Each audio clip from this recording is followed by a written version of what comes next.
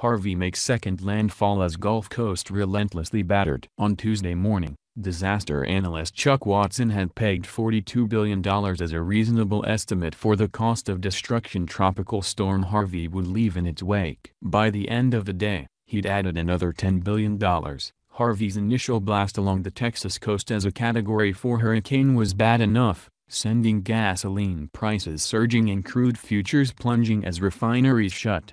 Now the storm has returned, making landfall a second time in southwestern Louisiana, which was devastated by Hurricane Katrina in 2005. The storm has brought torrential rain and the collapse of levees, dams and drains. That combination has analysts raising damage estimates by the hour and could easily push the catastrophe above the rank of Superstorm Sandy, the second costliest weather disaster in U.S.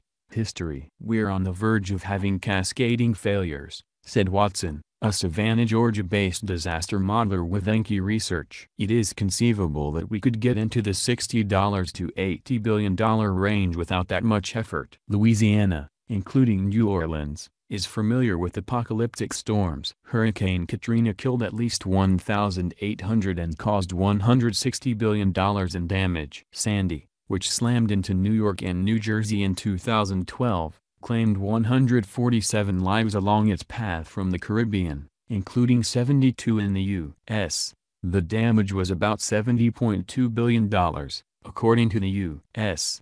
National Centers for Environmental Information in Asheville, North Carolina. The death toll from Harvey had reached at least 18 on Wednesday, according to the Austin American-Statesman newspaper. The New York Times cited Texas authorities as saying they believed Harvey caused at least 30 deaths. A nighttime curfew, from 10 p.m. to 5 a.m., was imposed in Houston Tuesday night as the storm center drifted back Gulf of Mexico. The storm made landfall between Port Aransas and Port O'Connor in Texas on Friday, stalled out further inland over the weekend and is now trekking eastward. It is expected to reach the lower Mississippi Valley by Thursday. The storm will be followed by tornadoes from Louisiana to Arkansas. East Texas could get another 10 inches, 25 centimeters, of rain throughout the week. Harvey aligned perfectly to bring intense rain bands over Houston, said James Dunn, a project scientist and meteorologist at the National Center for Atmospheric Research in Boulder, Colorado. As it drifted along the coast on Monday and Tuesday, it also perfectly aligned for Houston to get the peak rainfall. Harvey also created a situation where Gulf of Mexico waters have kept drumming hard up against the coastline, preventing rainwater from running off into the sea and backing everything up for miles around. The ferocious arrival was tempered by high-pressure systems across the U.S., including a large one that pushed temperatures in California beyond 100 degrees Fahrenheit, 38 Celsius, said Phil Klodsbach, a hurricane researcher at Colorado State University. Harvey became a pebble and stagnant stream. Predictions were that some areas east of Houston would witness 50 inches or more of rain by the time Harvey moved off into the central U.S. As of 3 a.m. local time Wednesday, the gauge at Montana Bellevue, east of the city, showed 51.88 inches had fallen since the start of the storm. That may be the most in recorded history for a tropical cyclone in the contiguous U.S., breaking a mark also setting Texas back in 1978. The record for all 50 states in such a storm was set in 1950 in Hawaii, 52 inches. Harvey's deluge was made all the worse because the ground was already saturated by heavy rainfall earlier in the season. "We have had roughly a year's worth of rain in the last 3 months, said Wendy Wong, a National Weather Service meteorologist in Dickinson, Texas, a city that was evacuated. Watson said disaster models just aren't calibrated for a thing like Harvey. For instance, a typical scenario will assume infrastructure such as dams, levees and drainage systems will fail when stress rates reach 80 to 90%. We are seeing failures at 60%, he said. The pressure on the Addicks and Barker reservoirs west of Houston spurred the Army Corps of Engineers to release water, which flooded neighborhoods that had been dry before. Now such deliberate flooding should be more calculated, Watson said. "We're starting to get into the apocalyptic. This is what we don't want to have happen," he said. The Army Corps didn't immediately respond to a request for comment, but said earlier on Tuesday that no decision had been made to increase discharge rates and that dam releases were expected to occur for several months. Watson's other concern is how slowly water is draining away from Houston. Dunn said the reason may be that Harvey's surge is keeping up pressure on bays, inlets and the mouths of rivers, preventing runoff. It could also be evidence that the pipes and drainage systems are failing. Watson said that, of course, would increase the ultimate financial pain of the storm. The Army Corps said in a statement that the dams are operating as expected. Precarious situation. Now, New Orleans and the rest of coastal Louisiana are feeling the brunt of Harvey's soaking rains, threatening yet another major U.S. refining center. The Hurricane Center said 3 to 6 inches could fall across eastern Louisiana, including New Orleans. Mississippi, Arkansas and Alabama could soon get as much as 10 inches. Storm surge warnings, which means there is a danger of facing a life-threatening inundation of water, are in effect for much of the Gulf Coast. The storm shut an estimated 3.9 million barrels a day of refining capacity due to flooding and port closures, according to Goldman Sachs Group Incorporated. Analysts including Damian Kervelin, Buffalo Gas Plant at Stanton, Texas, reduced sale of natural gas liquids by 58% as fractionator plants in Houston were closed, while Targa Resources Corporation said damage to its facilities is minimal so far. The infrastructure in New Orleans can barely keep up, Dunn said. New Orleans is in a very precarious situation. The forecast calls for the storm to continue into the central U.S., and it's expected to become a tropical depression by tonight. And even then, Houston won't be free from threats. Rainfall over the state will eventually need to make its way into the Gulf, which means several more pulses of water could be coming the city's way, Watson said. There is another train that is heading toward Houston, Watson said. Behind every one of these dollar signs is a family that doesn't have a house anymore. Now the former mayor of Houston has become one. 12 years ago this month, Houston Mayor Bill White did the seemingly unthinkable, opening the doors of his thriving city to a traumatized flood of homeless Katrina evacuees, more than 200,000 of them in all.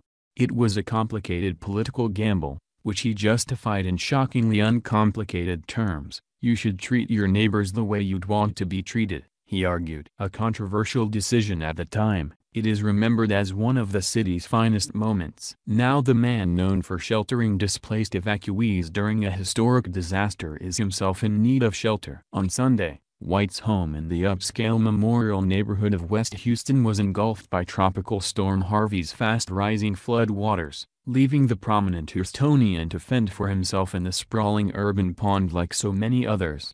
Houston mayor imposes a nightly curfew to help stem looting in Harvey's wake. A photo taken by a neighbor moments after he was forced from his home shows the 63-year-old wading cautiously in waist-deep, coffee-colored waters, a hiking pole in one hand, a black briefcase full of work documents in the other. On his face, a faint smile. His attempt to stay upbeat amid tragedy, he said, is barely visible. Asked what he thought the public might make of the distressing image, White paused. I hope it says we're all in the same boat here in Houston, regardless of who you are, he said, speaking on his cell phone from a neighbor's house, where he is living at the moment. The great equalizer. 5 days after Harvey arrived, that boat remains in the thick of what has begun to feel like a protracted, slow-motion nightmare. The former politician, now working as a senior advisor for a financial services firm, joins tens of thousands of his fellow Houstonians in an epic communal struggling to endure the biggest rainstorm in the history of the continental United States. Unlike Katrina, which hurt New Orleans' most vulnerable residents, Harvey saturated vast swaths of Houston, a 650-square-mile metropolis. The result was a storm that left almost no neighborhood untouched, forcing rich and poor and suburbanites and city dwellers of all backgrounds into the streets of one of the most diverse cities in America. It has hit people across the economic spectrum, White said. Neighborhoods in Northeast Houston, where home prices are $20,000 and $30,000 are underwater, and some of the most expensive houses in the metro area along Buffalo Bayou had extensive damage and required people to be rescued. The number of people in the city who sustained damage to a vehicle or a home will be in the hundreds of thousands, he predicted. White escapes his home. White never expected to be one of them. He and his wife built their home on stilts overlooking one of the city's well-known bayous. Sitting above the 100-year floodplain, the home was designed so that water could flow underneath the structure during a flood. On Sunday, White said, that didn't matter, as the bayou started swelling like a river, surrounding the home. Like countless Houstonians taken by surprise by Harvey's deepening waters, White realized he didn't have much time. White's wife, Andrea, an author of young adult books and an editorial writer at the Houston Chronicle, was working outside the house at the time, he said. Then I heard the gurgling of the water pressing against the floorboards, and in a few minutes it started pouring out of cracks and electrical outlets until it was up to my ankles, he said. I grabbed a few vital papers and put on a backpack that I prepared, and I carried what I could to the upstairs. Then, with neighbors looking from afar, I waded into the waist-deep water until I could get to higher ground. He wore khaki shorts, waterproof hiking boots, wool socks and a t-shirt, and carried some extra socks and underwear in his backpack, he said. I was trying to have a good attitude, and I was smiling at my neighbors, who were looking at their neighbor and former mayor wading chest-deep in water, White added. Despite being homeless, White said he has spent recent days glued to his phone, talking to relatives and professional contacts, as well as fielding calls from emergency responders eager to tap some of the knowledge he amassed navigating Houston through powerful storms like Hurricanes Katrina, Rita, and Ike. Andrea White is staying at the family's country home about 20 miles outside town. Their 3 children are grown and living on their own. Tuesday night, with city shelters overflowing, Harris County officials reached out to White, former Harris County Judge Robert Eccles, and former Houston Mayor Annise Parker to assist them in quickly opening a shelter for storm victims at Energy Park, a convention-style hall next door to the stadium where the NFL's Houston Texans play. The shelter, run by local nonprofit Baker Ripley, will be able to house as many as 10,000 people and will include a pharmacy, a children's center and an area for pets, Harris County Judge Ed Emmett told reporters, according to NBC affiliate KPRC. How Houston can house its people. The shelter is a temporary solution, White said, a lesson city officials learned after Katrina, when newly arrived flood victims were given apartment vouchers that allowed them to settle in 35,000 vacant apartments. In the process, NPR reported a year after the storm, Houston spent far less money than the Federal Emergency Management Agency did on sheltering evacuees in trailers and hotels in other states.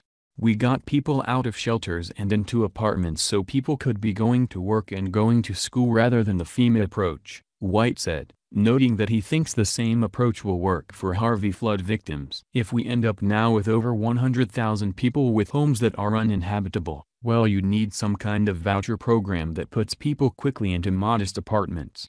The many Houstonians who are living at the margin of existence on minimum wage or who are seniors living off Social Security, that's what they'll need. White doesn't know if his home is salvageable. If it is, he said, he intends to rebuild, but isn't worried about his residence at the moment. We lived in the house 18 years and raised the kids there, had a lot of memorable events there, White said. I arise each day lucky to be alive, and I know there are people who don't have the safety net that my family does. And frankly, my thoughts are more about them than material things I have lost, he added.